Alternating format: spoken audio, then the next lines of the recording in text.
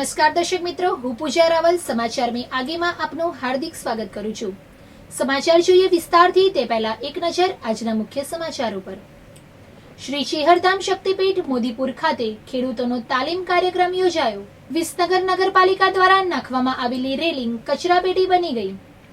પાટણમાં મેટર્નિટી હોમના સ્ટાફને જન્મ મરણ નોંધણી પ્રક્રિયાને વધુ સરળ બનાવવા તાલીમ આપી। પાટણમાં બોર્ડની પરીક્ષા દરમિયાન ગેરહાજર 2 હોમગાર્ડને સસ્પેન્ડ કરાયા।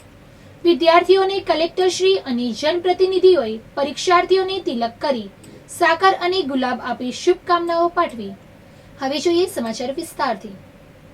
શ્રી ચેહરધામ શક્તિપીઠ મોદીપુર ખાતે આજે સુજલામ સુફલામ પેટા વિભાગ નંબર 5 મહેસાણા અંતર્ગત P1 પાઇપલાઇનના તળાવો અંતર્ગત સિંચાઈ કરતા ખેડૂતોની સહભાગી સિંચાઈ વ્યવસ્થાપન અંગેની તાલીમ શ્રી ચેહરધામના અરવિંદ બાપુની અધ્યક્ષતામાં તાલીમ કાર્યક્રમ યોજાયો હતો, જેમાં જળ અને જમીન વ્યવસ્થાપન સંસ્થા ગાંધીનગર અને સિંચાઈ વિભાગ મહેસાણા અને ભારતીય ગ્રામીણ વિકાસ ચેરિટેબલ ટ્રસ્ટના અધિકારીશ્રીઓએ માર્ગદર્શન આપ્યું હતું।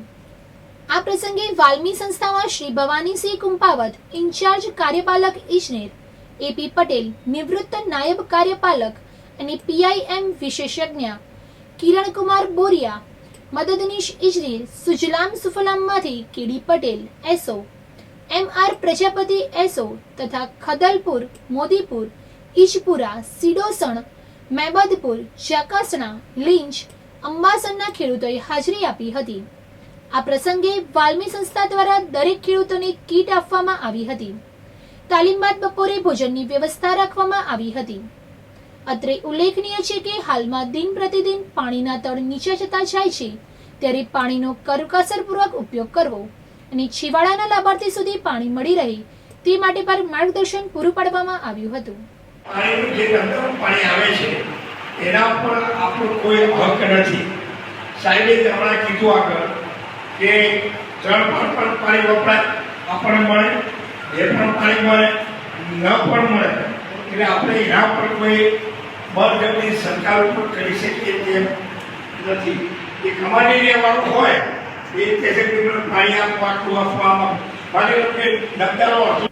મહેસાણા જિલ્લાના વિસનગર શહેરના વહીવટીતંત્ર દ્વારા ચારે બાજુ વિકાસના કામો થઈ રહ્યા છે, ત્યારે નગરપાલિકા દ્વારા શહેરના જાહેર રોડ પર આવેલી CN કોમર્સ કોલેજ થી નૂતન હાઈસ્કૂલ સુધીના રોડ ઉપર વાહન ચાલકો દ્વારા આડેધડ રીતે વાહનો ખડકી દેવાતા ભારે ટ્રાફિક જામ થઈ જતો હોવાતો તેથી નગરપાલિકા દ્વારા લોકોને ચાલવા માટે રેલિંગ નાખવામાં આવી હતી।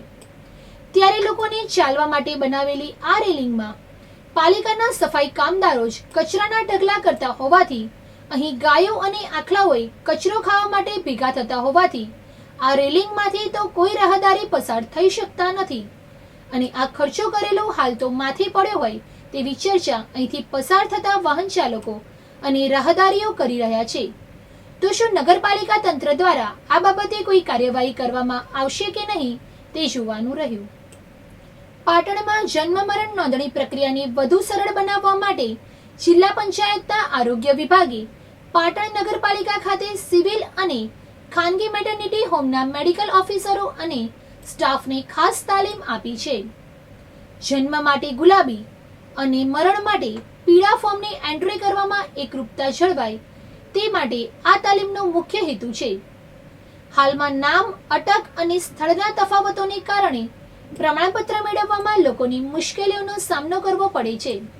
આ સમસ્યાના નિવારણ માટે જિલ્લા પંચાયત આરોગ્ય શાખાના અધિકારી ભાવેશભાઈ મકવાણા, નગરપાલિકાના જન્મ મરણ નોંધણી રજિસ્ટ્રાર મહેન્દ્રભાઈ પટેલ એ માર્ગદર્શન આપ્યું છે। જન્મ મરણની નોંધણી આધાર કાર્ડ, લિવિંગ સર્ટિફિકેટ તથા ચૂંટણી કાર્ડના આધારે કરવામાં આવશે। આ પગલાંથી અરજદારોને સરળતાથી પ્રમાણપત્ર મળી રહેશે અને સુધારા વધારાની જરૂરિયાત ઘટશે। ઓનલાઈન પોર્ટલ પર નોંધણી કરતી વખતે આ દસ્તાવેજોને આધારે એન્ટ્રી કરવાની સૂચના આપવામાં આવી છે। આ વ્યવસ્થાથી નગરપાલિકા, મામલતદાર કચેરી અને ગ્રામ પંચાયત જેવી જન્મ મરણ નોંધણી કચેરીઓમાં કામગીરી સરળ બની રહેશે। પાટણમાં ચાલી રહેલા બોર્ડની પરીક્ષા દરમિયાન કાયદો અને વ્યવસ્થા જાળવવા માટે હોમગાર્ડના જવાનોને તૈનાત કરવામાં આવ્યા હતા। પોલીસ વિભાગની માંગણીને પગલે જિલ્લા કમાન્ડન્ટ હોમગાર્ડ્સના હુકમથી દરેક પરીક્ષા કેન્દ્ર પર હોમગાર્ડના સભ્યોને ફરજ સોંપવામાં આવી હતી. જિલ્લા કમાન્ડન્ટ હોમગાર્ડ સંજય ઠાકોરે સરપ્રાઇઝ ચેકિંગ હાથ ધર્યું હતું. આ દરમિયાન પાટણ શહેર હોમગાર્ડ્સ યુનિટના 2 સભ્યો તેમની નિયત પરીક્ષા કેન્દ્ર પરની ફરજ પર ગેરહાજર મળી આવ્યા હતા. ફરજમાં બેદરકારી દાખવવા બદલ જિલ્લા કમાન્ડન્ટે બંને હોમગાર્ડ સભ્યોને તાત્કાલિક અસરથી ફરજ મોકૂફ કરી દીધા છે. બોર્ડની પરીક્ષા જેવી અગત્યની કામગીરી દરમિયાન ફરજ પર ગેરહાજર રહેવા બદલ આ કડક પગલું લેવામાં આવ્યું છે.